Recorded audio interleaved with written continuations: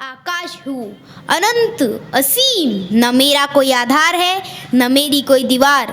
मैं अपने ताकत पर ऐसे खड़ा हूँ जैसे कोई जादुई बिसात।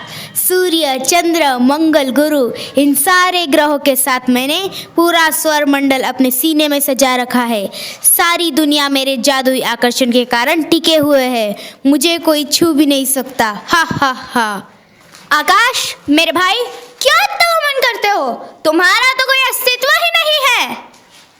शांत अग्नि शांत, अपनी वाणी को विराम दो। तुम तो एक छोटी सी चिंगारी हो, दुमक कर छिपी रहती हो। सत्य वचन, परंतु तुमने मेरा गुस्सा नहीं देखा। यदि किसी ने मुझे छेड़ा तो मैं उसे जलाकर खाक कर दूंगा। मुझे क्रोधित मत करना आकाश, अन्यथा मेरी लपटें तुम तक पहुंचकर तुम्हें व्यथा पहुंचा सकती है। तुम आग के साथ साथ रोशनी भी देते हो, आहार पकाने में भी अपना योगदान देते हो, परंतु मेरे सूरज और चांद के सामने तुम्हारी रोशनी जुगनू से बढ़कर नहीं। मैं चाहूँ तो सारे विश्व को राख के ढेर में बदल सकता हूँ। देखना है तुम्हें? अरे अग्नि, तुम मेरे बिना कुछ भी कर नहीं सकते। क्या तुम मेरे बिना प्रकट हो सकते हो? तुम तो मेरे बिना एक कदम चल भी नहीं सकते। अग्नि, वायु का कोई उत्तर है तुम्हारे पास?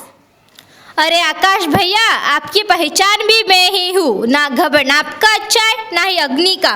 वह तो मैं आपके आसपास रहता हूँ, इसलिए आप आकाश कहलाते हो, वरना आप तो हो ही नहीं। फिर भी मैं हूँ। मेरे कारण, मैं अर्थात जल हूँ। मेरे सह पर आकाश भैया तुम्हारा प्रतिबिंब लहराता है और मैं नीला समुंदर होकर भी गरजता हूँ। यही नहीं, सजियों, पेड़ पौधों, नालों, नदियों को जीवित रखता हूँ। मेरी एक बूंद संजीवनी है। यदि मैं नहीं होता तो सर्वनाश हो जाता, जानते हो? वायु की तरह जल भी अहंकार की भाषा बोलता है। ये अहंकार नहीं अग्नि, मेरी शक्ति है। जब भी तुम गुस्से में आपा खो बैठो तो मैं शांत नहीं कर पाता हो, यह मत भूलो। वह तो अपनी दोस्ती के कारण जल भैया। ठीक है, दोस्ती के कारण मैं तुम्हें अपने भीतर रखता हूँ। नहीं जल भैया, मैं तुम्हारी संरचना का हिस्सा हूँ। यदि प्राण दाकू होते ही नहीं, क्या तुम रहते क्या? तो तुम अग्नि का विस्तार करने में सहायता क्यों कर रहे हो? मैं तुम्हारी यानी जल और अग्नि की दुश्मनी भली भांति से जानता हूँ, लेकिन आप दोनों का स्वतंत्र अस्तित्व है ना? आप सभी का कोई स्वतंत्र अस्तित्व नहीं है। अगर मैं ना होती तो आकाश को आदर कौन देता? मैं पेड़ पौधे नहीं उगाती तो वायु की मजाल थी उगाने की। जल, मैंने तो तुम्हें 3/4 हिस्सों में बांध कर रखा है। यही नहीं, अपने भीतर भी पन्ना दिया है। और अग्नि, तुम तो गर्व करो ही मत। तुम्हारी जगह मेरे छोटे पत्थरों की नोक पर है। थोड़ा घर्षण हुआ नहीं कि चिंगारी बनाती है। चिंगारी को अग्नि में बदलता हूँ, उसे बुझाता मैं हूँ। उसकी लपटें मैं अपने अंदर समेट लेता हूँ। अगर मैं ना होती तो यह संभव था?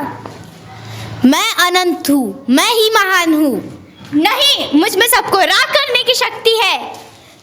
तेरी इस शक्ति को झेलने की हिम्मत मुझ में है। यदि मैं चुपचाप बैठ गया तो क्या हाल होगा आपका? आप सब अहंकार से ग्रस्त हो। तुम्हें अपनी शक्तियों पे घमंड आया है। क्या आपको ये गर्व करना उचित है? कौन हो? मैं आत्मा हूँ, अजर अमर आत्मा। आत्मा, अजर अमर आत्मा। नैनं छिन्दन्ति शस्त्राणि, नैनं दहति पावक, न चैनं क्लेदयन्त्यापो, न शोचयति मारुत। अर्थात अग्नि जला नहीं सकता, जल गीला नहीं कर सकता और वायु सुखा नहीं सकता। अब ज्ञान आया। परंतु तुम तो एक शरीर हो। नहीं, मैं शरीर नहीं हूँ। तो तुम कौन हो?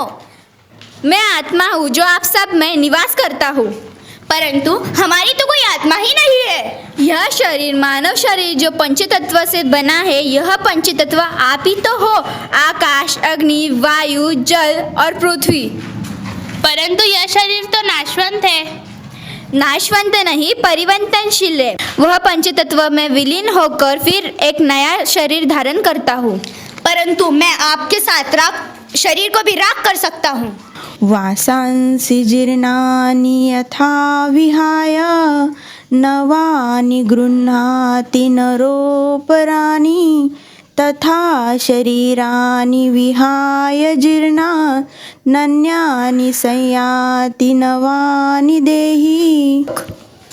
अर्थात मनुष्य जिस प्रकार पुराने वस्त्र को त्याग कर नए वस्त्र धारण करता है, इस प्रकार मैं भी जीर्ण शरीर त्याग कर नए शरीर को धारण करता हूँ। आप विभिन्न भिन्न नहीं हो, पंचतत्व हो जो मानव शरीर में समाहित हो। आप भी पंचमहाभूत में विलीन होकर एक और मेरी तरह ही एक नए शरीर के रूप में जन्म लेते हो। एक जीवन चक्र पूर्ण होता है और इस प्रकार जन्म मृत्यु का चक्र निरंतर चलते रहता है, सदैव सदा निरंतर।